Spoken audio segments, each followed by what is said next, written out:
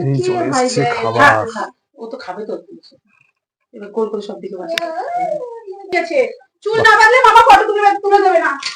প্রতি বছরের মতো এই বছর এই রইলো ভাতে, এখানে রইলো ডোকার তরকারি, রুই মাছ ভাজা, এখানে রইলো ফুলকপি কুমড়ো আছে, এইদিকে রইলো। আর তোমার ক্ষতি করেছে অন্য কেউ খুব ভালো থাকবে আমার কোনো ব্যাপার নেই, তো নিজে থেকে যতটুকু পারো এসব থেকে এড়িয়ে চলো। আমি আশা করি এইটুকুই খুব ভালো। আর ভিডিওর থাম্বনেল থেকে তোমরা বুঝেই গেছো যে আজকে কি, আজকে হচ্ছে আমার 24তম জন্মদিন। আজকে আমি 24 বছর। হ্যাঁ, তো হ্যালো বন্ধুরা, আশা করি সবাই ভালো আছো। নতুন একটি ভিডিও সবাই জানাই স্বাগত। আমি হচ্ছে শুভ, আমি তোমার চ্যানেল ভবঘুর। আর আমি ফার্স্ট টাইম আমি এরকম আমার বার্থডে ব্লগ বানাচ্ছি। বার্থডে ব্লগই বলতে পারো, আমি ব্লগ না বলে এটাকে আমি মেমোরিজ বলতে পারি, যে আমি সবকটা মেমোরিজ আমি এক জায়গায় আমি স্টোর করে রাখবো। যাই হোক, এখন চলো সকাল সকাল শুরু করি কাজ। সকালে তো যখন যাবে কাজ তো করতেই হবে। চলো রাত্রে দেখা হচ্ছে।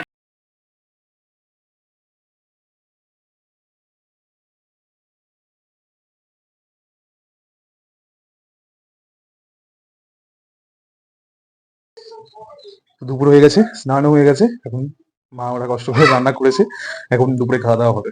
তো চলো, নতুন জামা দিদি দিয়েছে ওটা পরে যাই ওখানে বসি।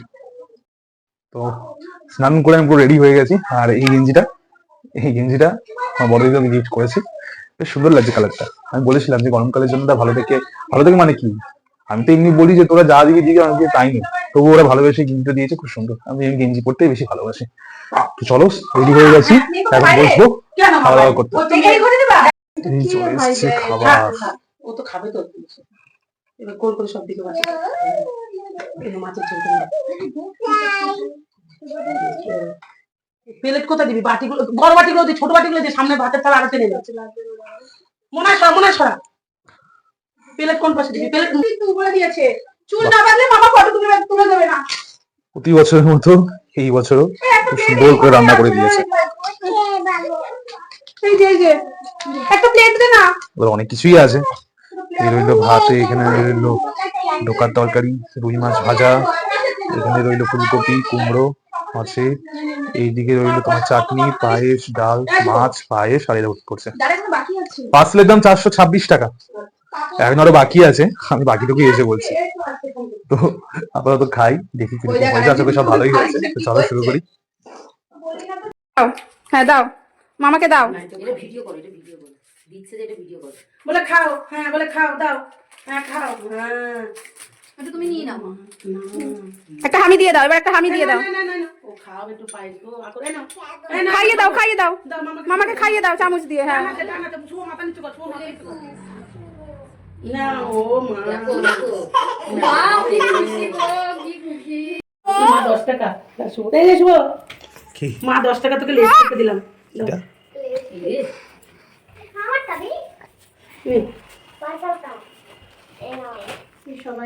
আশীর্বাদ করি তোমার খুব সুন্দর, ভালো নতুন বছর ভালো কাটুক। চলো এবার একটু খাই, দেখি কেমন হয়েছে। আশা করি কষ্ট রান্না করেছে, ভালোই হয়েছে। ধোকাটা দিয়ে খাই।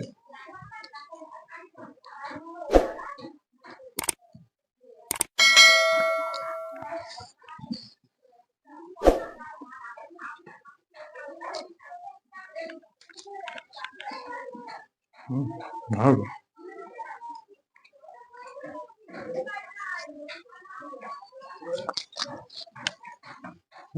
রান্না ভালো হয়েছে। একটুখানি বেগুন আর ডাল দিয়ে একটু খাই, এবার দেখি কেমন হয়েছে।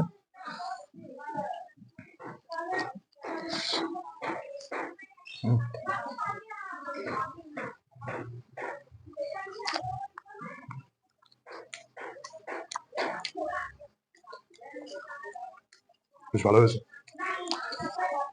চলো খাওয়া দাওয়াটা সেরে নিই, এরপরে শুধু একটা জিনিস না আমি খেয়াল করেছি, যে যে সমস্ত মানুষেরা ভালোবাসার মর্ম বোঝে না, তাদেরকে না ভালোবাসার আগে না আমার দুবার ভেবে নেওয়া উচিত। আমার কি, প্রত্যেকটা মানুষের, যে ভিডিওটা দেখছে, আমি সবাইকে আমি একটা কথা বলে দিতে চাই।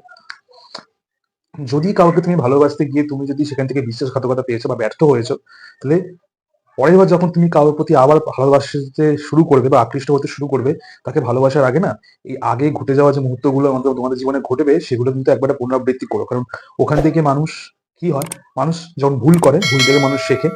ভুল থেকে মানুষ ঠিক করার জন্য উদ্ধত হয়, আর ঠিক করা না অবধি সে ভুলগুলো থেকে শিখতে যায়। তুমি ভুল করাটা তোমার দোষ না, কিন্তু ব্যাপারটা হচ্ছে নিজের ক্ষতি করে কখনো আমি অন্যর ভালো করা যায় না, ঠিক আছে? আর তোমার ক্ষতি করেছে অন্য কেউ খুব ভালো থাকবে এমন কোনো ব্যাপার নেই। তো নিজেকে যতটুকু পারো এসব থেকে এড়িয়ে চলো। আমি আশা করি এইটুকুই খুব ভালো হবে সবার জন্য। আর প্রত্যেকটা রান্না মা খুব সুন্দরভাবে রান্না করেছে, মা আর দুই দিদি খুব সুন্দর করে রান্না করেছে। সব থেকে বড় কথা, এই যে রান্নাগুলো করেছে, অনেকে এই ডেইলি রান্নাই অনেকে পায় না, তাদের জন্য একটু কষ্ট লাগলেও কিছু করার নেই। বাট দেখা যাক, সবার জীবনে তো এরকম হয় না যে বাড়িতে মা দিদি নিজের কাছের লোকেরা রান্না করে খাওয়াচ্ছে সুন্দর করে। এই কথাগুলো জানি শুনতে অনেকেরই খারাপ লাগবে, বাট কি আর করা যাবে, সেটা বাস্তব, সেটা তো সত্যি। তো চলো খেয়ে দিয়ে নি, বাকিটুকু কথা পরে হচ্ছে। আচ্ছা, তো আমাদের জন্মদিনে এমনি কেক কাটার কোনো বিশেষ নিয়ম নেই, আমি এরা ভিডিওতে আগেই বলেছি। বাট যেহেতু বাড়িতে লোকজন এসেছিলো, ওরা অনেক ইনসিস্ট করায় আমাকে একটি কেক কাটার নিয়ম করতে হয়, মানে কি কেকটা আনতে হয় ওদের জন্য, বাস ওদেরকে একটু খুশি রাখার জন্য। তো কেক নিয়ে আসলাম, আর ভাবলাম যে ছোটো কেক আনলেই হয়ে যাবে, বাট না। তো একটা বড় কেক নিলাম, বড় কেক নিয়ে চললাম বাড়ির উদ্দেশ্যে। কেকটিও বেশ সুন্দর ছিল, তোমরা যদি প্রথম ছবিটি দেখো যেটি আমি কেকটি হাতে নিয়ে দাঁড়িয়েছিলাম, এটি সেই আমার favourite flavour butterscotch pastry. আর আমি একা না, আমার ভাগ্নি খুব ভালো খায়, তো ওর জন্যই ওটাই নেওয়া হলো। আর ওটা নিয়ে যখন বাড়ি গিয়ে গেছিলাম, ওখানে আনফর্চুনেটলি কোনোভাবে ছবি টবি তুলতে পারিনি, কারেন্ট চলে গেছিলো। আর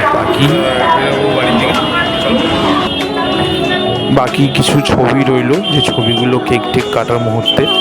আর ওই দেখতেই পাচ্ছ কেকের ছবি, ব্যাস কটা ছবি নিয়ে নিয়েছিলাম, এই যা আর কি। তো বাকিটুকু রাতটুকু কাটিয়ে সকালবেলা আসলাম। তো মর্নিং বন্ধুরা, এখন বাজে সকাল 10টা। আর কালকে রাতে ভালোভাবে ঘুমিয়েছি, সকালবেলা উঠে এখন কাজ ছিল না। তো যাই হোক, এখন মা সকালে টিফিনটা করছে, এখন খেয়ে এখন কাজে বেরোবো। তো ভেবেছিলাম যে আরও কিছু আমি ভিডিও অ্যাড করবো, কিন্তু আনফর্চুনেটলি আমি দিতে পারবো না, কারণ বেশি ভিডিও দিলে ভিডিওটা খুব লং হয়ে যাবে, তখন আমি ভিডিওটা আপলোড করতে আমার ডিফিকাল্টি হবে। তো ভিডিওটা আমি ছোটো করেই করলাম। আশা করি তোমাদের ভিডিওটা ভালো লেগেছে। যদি এরকম ভিডিও আরও দেখতে হয় তাহলে চ্যানেলটিকে সাবস্ক্রাইব করে নিও। দেখা হচ্ছে পরের ভিডিওতে, আর দেখা হচ্ছে খুব শীঘ্রই ওয়েট লস সিরিজের ডে 41 নিয়ে, কারণ যেটা আমাদের মেন ফোকাস, সেটা আমাদের করতেই হবে। কারণ এই যে ব্লগগুলো যেগুলো মাঝে মধ্যে দিয়ে এদিক ওদিক যাই, কোথাও ঘুরতে গেলাম, একটা অনুষ্ঠান হলো, বাকি এগুলো আমি দিতে থাকবে। এগুলো জাস্ট আমার একটা ডকুমেন্টারি হিসাবে আমি এখানে রেখে যাচ্ছি, স্টোর হয়ে, যাতে পরবর্তীকালে লোকেরা দেখতে পারে। আর বাকি রইলো যে মেইন কাজ, সেটা তো করবোই। চলো আজকের মতো ভিডিও এখানে শেষ করি, দেখা হচ্ছে পরের ভিডিওতে।